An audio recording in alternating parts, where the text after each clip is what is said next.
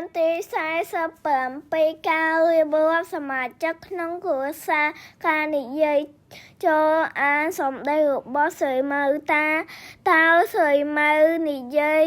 ពីនរណាខ្លះខ្ញុំឈ្មោះស្រីម៉ៅខ្ញុំមាននៅថ្នាក់ទី2ម្ដាយខ្ញុំឈ្មោះយ៉ារីគាត់ជាអ្នកសម្បាញ់ឪពុកខ្ញុំឈ្មោះសុខេងគាត់ជាគ្រូបង្រៀនគ្រួសារខ្ញុំមានមនុស្ស6នាក់គឺជីដូនជីតាម្ដាយឪពុកខ្ញុំនិងប្អូនប្រុសខ្ញុំសំណួរនឹងចម្លើយហើយ1តើឪពុកស្រីម៉ៅឈ្មោះអ្វីចម្លើយឪពុកស្រីម៉ៅឈ្មោះសុខេង2តើគាត់ធ្វើការអ្វីចម្លើយគាត់ធ្វើការគឺបង្រៀន3តើម្ដាយស្រីម៉ៅឈ្មោះអ្វីម្ដាយស្រីម៉ៅឈ្មោះ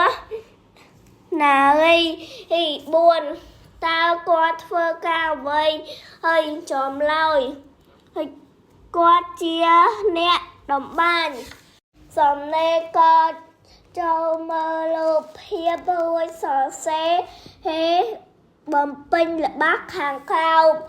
ម្ដាយខ្ញុំជាគ្រូពេទ្យឪពុកខ្ញុំជាលក់ដូរបងស្រីខ្ញុំជាប៉ូលីសបងប្រុសខ្ញុំជាកម្មករសំណង់